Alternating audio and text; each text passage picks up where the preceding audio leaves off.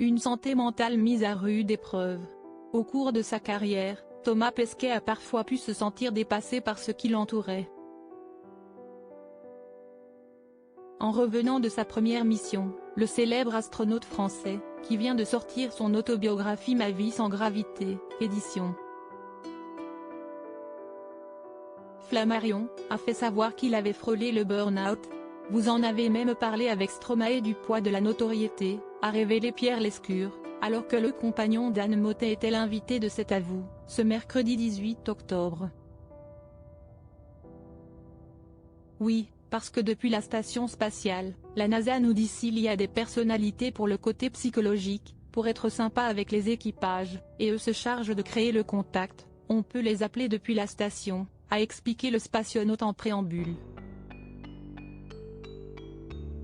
J'ai appelé Stromae, parce que j'aime bien ce qu'il fait déjà, et puis j'avais vu une vidéo qu'il avait faite où il parlait de son burn-out et de sa relation avec la célébrité.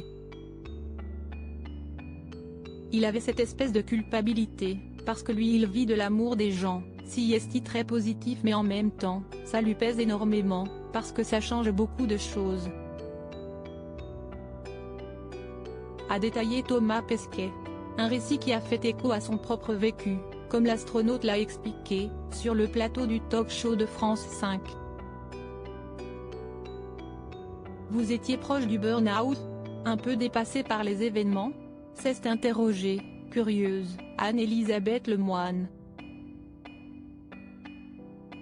Après ma première mission, je n'aime pas dire non, j'aime bien faire plaisir et toutes les bonnes causes du monde m'ont demandé de les aider.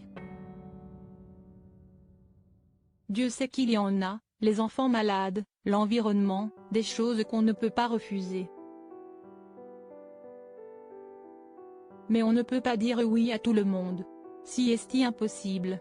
Si est physiquement impossible, a expliqué Thomas Pesquet, qui a dû faire des sacrifices. Je me suis retrouvé à sacrifier tout mon temps avec mes proches et ma famille alors que je revenais d'une mission et de 2 ans d'entraînement parce que je n'arrivais pas à dire non et de me protéger, a-t-il fait savoir.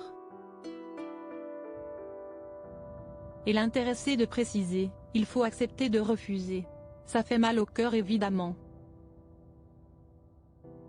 Supérieur à comme Thomas Pesquet et Anne Mottet, ces couples ne vivent pas ensemble. Thomas Pesquet, ces décisions qui le hantent lors de son passage dans cet avou. Thomas Pesquet est revenu sur ce fameux jour où il a accepté sa première mission pour l'IS. Le 17 novembre 2016, l'ancien pilote montait à bord du Soyouz MS-03 pour une expédition de 197 jours. Dès lors, sa compagne Anne Mottet a eu le sentiment d'être laissée de côté. Tu me laisses derrière toi, tu vas faire ton truc à toi, tu nous abandonnes tous et tu m'abandonnes moi. A-t-elle tort? C'est la question que vous vous posez quand vous relatez les propos de votre compagne. A rappelé la complice de Patrick Cohen à Thomas Pesquet, désireuse d'avoir une réponse à cette interrogation. Après y avoir longuement réfléchi, l'astronaute a assuré que sa chère et tendre avait totalement raison. C'est vrai, c'est un abandon, a-t-il déclaré en toute franchise. Avant de poursuivre, on part et on n'est pas obligé de le faire. Ce n'est pas la force des baïonnettes qui m'envoie dans l'espace. C'est parce que j'ai décidé de le faire. Un choix personnel qui a impacté Thomas Pesquet. Il faut vivre avec ça après d'infliger un peu de la peine, des problèmes à ses proches, aux gens qui nous aiment et qu'on aime le plus, a-t-il confié à Anne-Elisabeth Lemoine. Conscient que ce départ a pu bouleverser son entourage, Thomas Pesquet a alors cherché du positif dans ce voyage dans l'espace.